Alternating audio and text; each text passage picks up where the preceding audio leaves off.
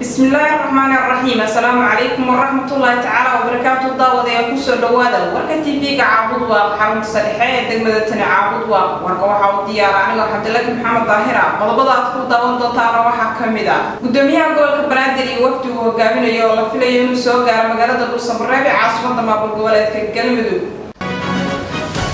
dab xooggan oo ka kacay deegaanka Wisil ee gobolka Mudug. وزارة العافية كوشا عيسي كيسا صهر لو عدو كورونا فيروس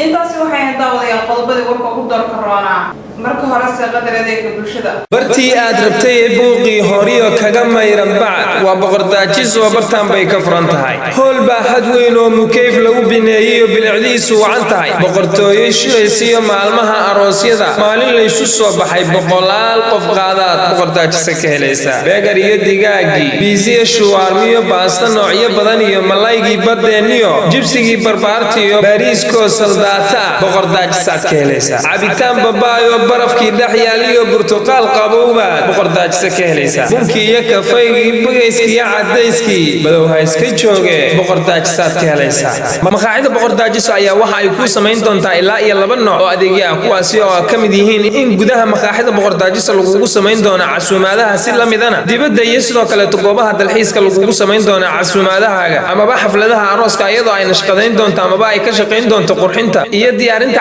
casuumadaasi boqordaajiso aad maqaaxida boqordaajiso ku jirto ayaa waxa ay ishaadu qaban doontaa meelo kala gedisan sida hoolkii shirarka iyo meelo loogu talagalay fadhiyada khaaska ah ee lamaanaha qoysaska iyo wixii la mid ah intaas waxa ku dheer maqaaxida boqordaajiso waxa aad ka heli kartaa cunooyinka ka baxa dalka maqaaxida boqordaajiso ayaa waxa ay ku taalaa eexdahabshiil degmada Caabudwa ma wixii faahfaahin oo intaas dheer waxa aad kala xiriiri kartaa taleefanada shaashada ka muuqda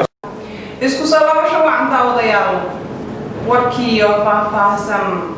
gudoomiyaha gobolka Banaadir iyo wafdi uu hogaaminayo oo la filayo inuu soo gaaro magaalada Dhuusamareeb ee caasimadda maamul goboleedka Galmudug. magaalada Dhuusamareeb ee caasimadda Galmudug ayaa waxaa lagu wadaa in maanta tagaan wafdi uu hogaaminayo gudoomiyaha gobolka Banaadir ahna duqa magaalada Muqdisho Cumar Maxamed Cumar Finis. xubnaha wafdiga ayaa waxaa Dhuusamareeb uga qayb galayaan shirka u dhaxeeya madaxda dawladda Soomaaliya iyo dawlad goboleedyada kaas oo looga hadlayo arrimaha doorashooyinka dalka. shalay ayaa Dhuusamareeb gaaray wafdi hordhaca oo safarka gudoomiyaha Cumar Finis waxaa hogaaminaya agaasimaha guud ee arrimaha bulshada gobolka Banaadir Maxamed Axmed Xato. magaalada Dhuusamareeb ayaa waxaa ku sii qulqulaya wafuud kala duwan waxaana aad loo adkeeyay amniga guud ee magaalada oo ay sugan yihiin ciidamo kala duwan oo ay ka tirsan kuwa dawladda iyo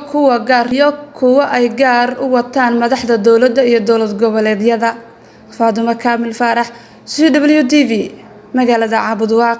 dab xooggan oo ka kacay deegaanka Wisil maamulka deegaanka Wisil ee gobolka Mudug ayaa faahfaahin ka bixiyay dab xooggan oo ka dhashay beero ku yaala deegaankaasi marka laga helay deegaankaasi ayaa sheegayaan ku dhawaad 20 beerood inay ku gubteen xoolo ay ku dhinteen sida ay warbaahinta u sheegeen maamulka Wisil kadib markii dab xooggan uu ka dhashay deegaanka Wisil Cali Xasan oo warbaahinta la hadlay ayaa baaq u diray dawladda federaalka Soomaaliya maamul goboleedka Galmudug inay ka jawaabaan dhibaatada hantiyeed ee soo gaartay muwaadiniinta Soomaaliyeed ee ku dhaqan macagwan macnashaad CWTV magaalada Caabudwa.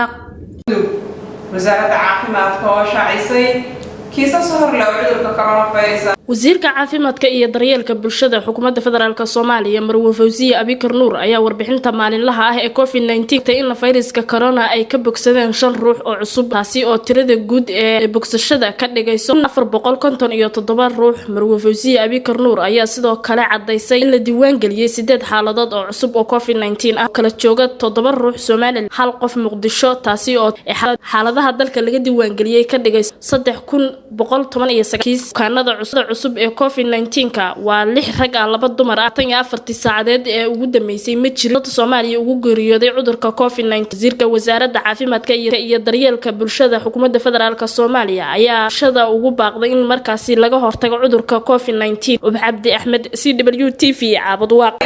gudahaan inta ayaan ku soo gabagabaynaynaa warkii oo kala socoteen TV-ga Caabudwa daawadayaal warka waxay la socodsiinaysaa aniga Cabdullaahi Maxamed Daahira tani inta warkan waxay ku kulmi doona dhammaan baxda Caabudwa oo isku duwan oo idin leh sidaas iyo nabadgelyo.